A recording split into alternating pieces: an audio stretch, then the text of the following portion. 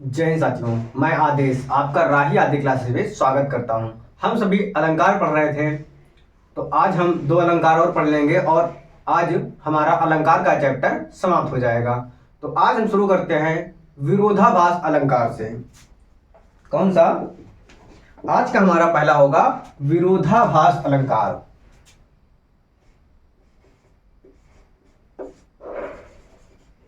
विरोधाभास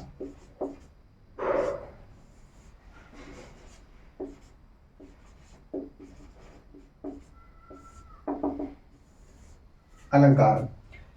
इस अलंकार में क्या होता है कि जहां पर दो वस्तुओं में विरोध का भाव स्पष्ट हो, यानी विरोध का भाव प्रकट हो लेकिन विरोध ना हो, यानी उस पंक्ति को हम पढ़ेंगे तो हमें लगेगा कि इसमें विरोध दर्शाया जा रहा है, लेकिन उसका जो अर्थ होगा वह अर्थ को जब हम निकालेंगे तब वहां पर विरोध नहीं होगा, लेकिन जब उसका भावार्थ देखेंगे तब हमें विरोध जैसा प्रतीत होगा।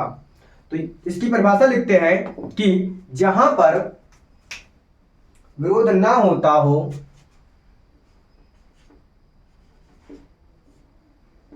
जहां पर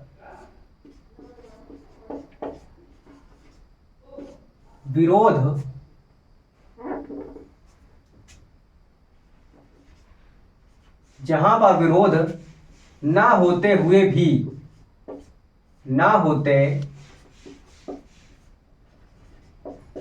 जहां पर विरोध ना होते हुए भी हमें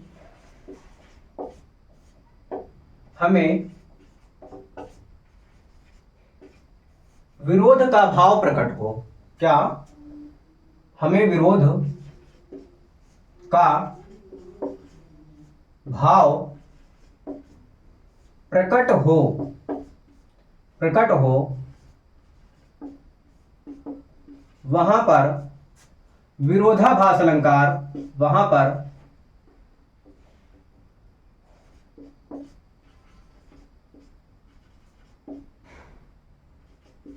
पर विरोधाभास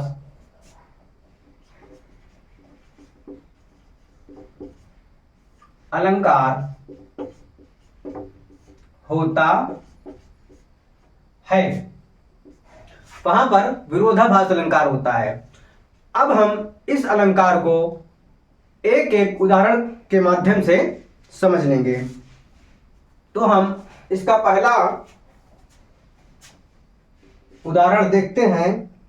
क्या है कि मीठे लगे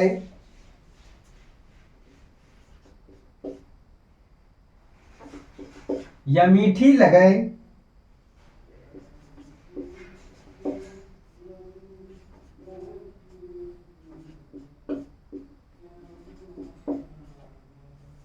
अखियान लुगाई।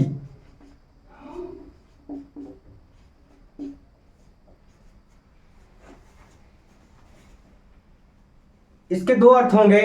एक तो हमारा इसका अर्थ होगा, दूसरा जो भावार्थ निकलेगा यानी जो हमें विरोध दर्शाएगा वो अर्थ होगा। मीठी लगे अखियान लुगाई। लुगाई यानी आप सभी जानते हैं लुगाई मीन्स क्या होता है। तो मीठी लगे मतलब अखियों से जब देखा जाता है तो आंखों को मीठी लगती हैं। एक तो अर्थ ये हो जाएगा, लेकिन जब उसका भावार्थ होगा यानी भावार्थ होगा जो विरोध प्रकट करेगा। विरोध क्या होगा कि मीठी लगे यानी मीठा लगता है।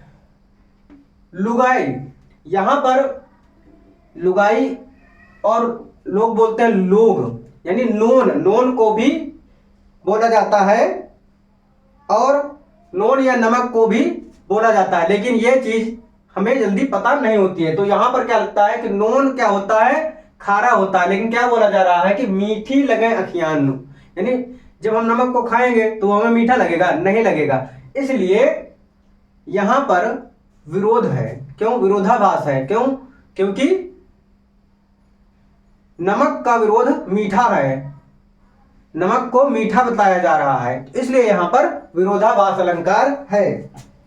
इसका हम दूसरा उदाहरण देखते हैं। कौन सा? कि शीतल ज्वाला जलती थी। दूसरा है शीतल ज्वाला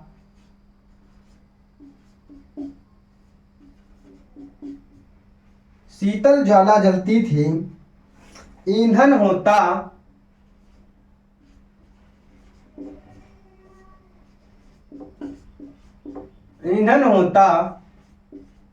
दृग जल। ईंधन होता दृग जल या दृग्जाल भी लिख सकते हैं। क्या बताया जा रहा है कि शीतल ज्वाला जलती थी। जो अग्नि होती है वह कभी शीतल जल सकती है नहीं। क्यों? क्योंकि वह शीतल नहीं, ठंडा प्रतीत नहीं होगा। यहां पर क्या है, शीतल मीन्स ठंडा, ज्वाला जलती थी, यानी विरोध यहीं पर दर्शाया जा चुका है कि जो ज्वाला यानी जो अग्नि है वह बहुत शीतल है, मतलब ठंडी है। इस चीज से यहां पर क्या है, विरोध हो गया है। और ईंधन होता दृग्जाल, दृग मतलब आंख, आंख से जो जल छलकता है वह ईंधन है, ऐसा भी संभव नहीं है। तो इसलिए यहां पर विरोध जताया जा रहा है, विरोधाभास। लेकिन इसका जो रियल अर्थ निकलता है क्या है कि शीतल ज्वाला जलती थी। एक युवती है जो अपने प्रेमी के प्रति दर्शाया जा रहा है कि वह वियोग में है। तो वो क्या है कि शीतल ज्वाला जलती थी, यानी वह वियोग में जल रही है धीरे धीरे, ठंडे ठंडे। फिर क्या है, ईंधन होता दृग्जाल, यानी जब आंखों से आंसू निकलते हैं तो क्या होता है, जब आंसू निकलने लगते हैं वियोग में तो और ज्यादा निकलते हैं, तो यानी और अधिक रोती है, और अधिक वियोग होता है उसका, और अधिक उसे दुख होता है प्रेमी से दूर होने का। तो इसलिए यहां पर अलग अर्थ और अलग भावार्थ हैं और विरोध भी दर्शाया जा रहा है। इसलिए यहां पर क्या है कि विरोधाभास अलंकार है। इसका हम एक और उदाहरण देख लेते हैं। क्या कि या अनुरागी चित्त की, इसका तीसरा उदाहरण है या अनुरागी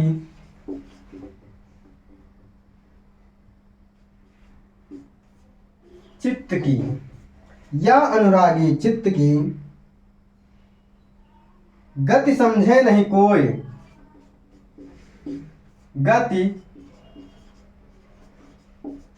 समझे नहीं कोई। दूसरी लाइन है कि ज्यों ज्यों बूढ़े श्याम रख,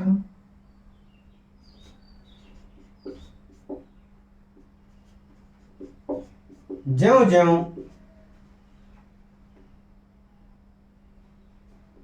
बूढ़े श्याम रख, त्यों त्यों उज्जवल होती। क्या कि त्यों त्यों उज्जवल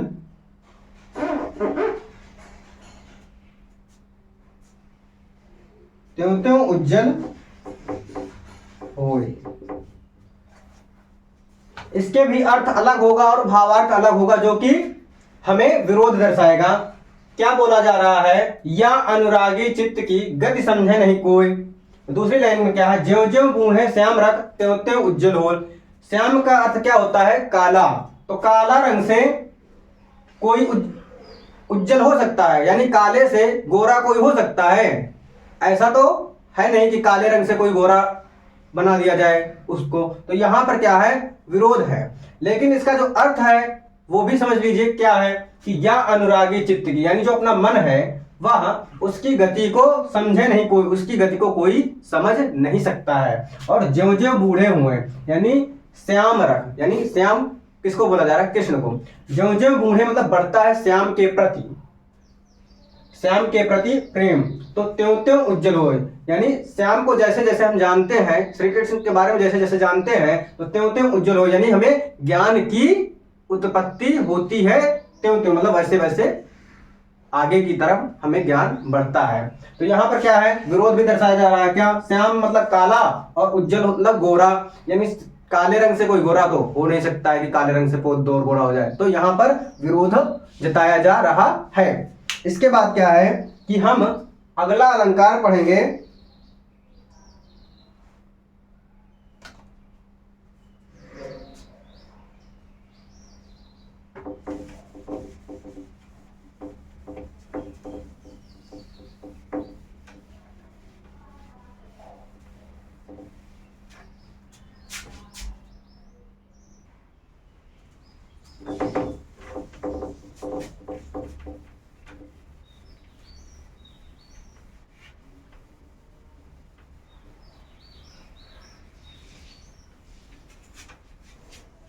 अगला अलंकार है कौन सा? अन्योक्ति अलंकार।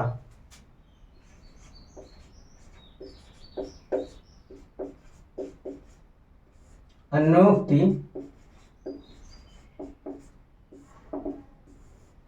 अन्योक्ति अलंकार।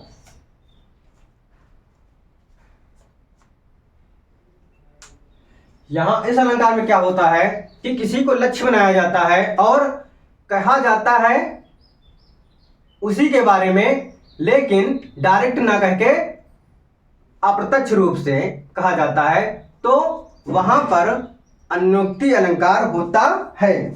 तो इसके अब हम परिभाषा लिखते हैं कि जहां किसी वस्तु या लक्ष्य जहां किसी वस्तु या व्यक्ति को लक्ष्य कर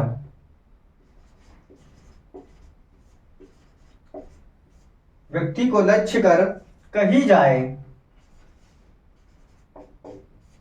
जाने वाली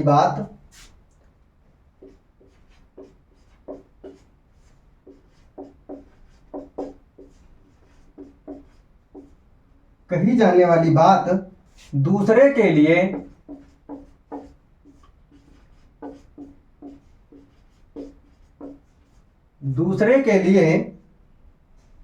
कही जाए वहां पर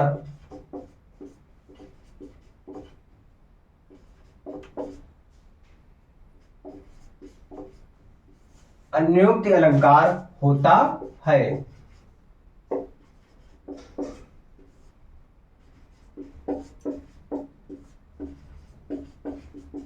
वहां पर अन्योक्ति अलंकार होता है, यानी बात हम किसी और को कहेंगे, टारगेट किसी और को कहेंगे किसी और से, टारगेट होगा हमारा किसी और के प्रति।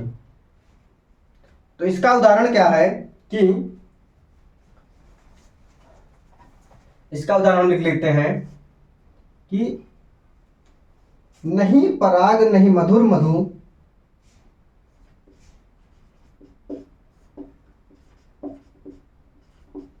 नहीं पराग नहीं मधुर मधु, नहीं पराग नहीं मधुर मधु, नहीं विकास इहि काल, नहीं विकास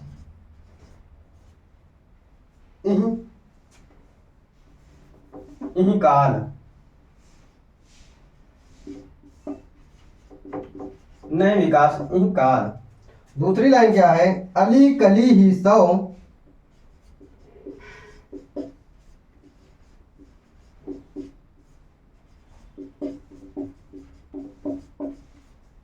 अली कली ही सो,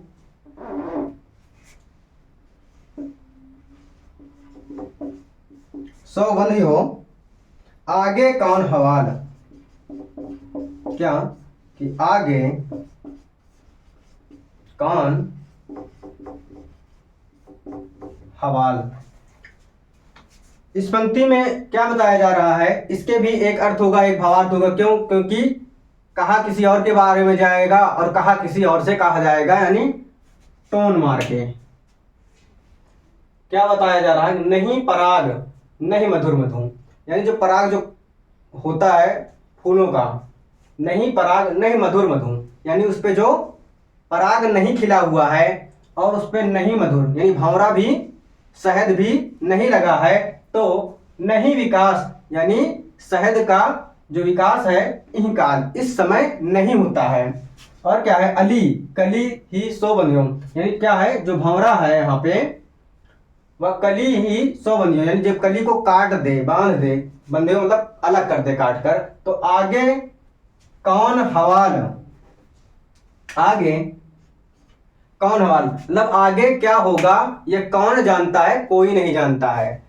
तो इसलिए यहां पर क्या है, अन्युक्ति अलंकार है। एक अर्थ इसका ये हुआ, और दूसरा क्या है कि एक राजा के बारे में बात कही जाती है, राजा के बारे में राजा के सामने, लेकिन इसका वो इस तरीके से कहता है यानी समझाता है कि पराग नहीं यानी नहीं पराग यानी पराग नहीं है, तो मधुमक्खियां भी नहीं है, और इस समय शहद की उत्पत्ति का नहीं है, इसलिए मधुमक्खियां नहीं है। और अली कलियां जो कलियां होती हैं उसको अगर भंवरे काट देंगे अलग कर देंगे तो वहां से आगे क्या होगा कोई नहीं जानता है। लेकिन बात रियलिटी क्या कहा गया है कि नहीं पराग नहीं मधुर मधुर, एक राजा होता है उसकी प्रजा होती है, और जब वो प्रजा को परेशान करता है हर समय, तो कहा जाता है कि जब यानी बंदियों मतलब राजा, जब राजा ही परेशान कर रहा है अपनी प्रजा को, तो कौन जाने अब इन प्रजा का क्या हाल होगा।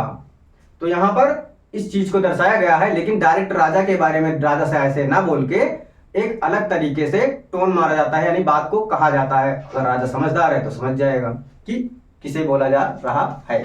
तो आज की क्लास को यहीं पे समाप्त करते हैं, और आज आपका अलंकार का चैप्टर समाप्त होता है। अब इसके बाद कभी कभी प्रैक्टिस आ सकता है, और कभी कभी साहित्य का पोर्शन भी नहीं पढ़ाया गया, तो कभी कभी क्या होगा कि साहित्य भी अब धीरे धीरे पढ़ाया जाएगा, और बाकी अगर कुछ बचा होगा तो वो भी देख लिया जाएगा। बस आप लोग अपना सहयोग प्यार बनाए रखिए, और अधिक से अधिक लोगों को शेयर कीजिए, और आप सभी जो भी जुड़ चुके हैं वो सभी से एक ही अनुरोध है कि क्लास को पूरी देखो एक बार, और अधिक से अधिक लोगों तक पहुंचाओ।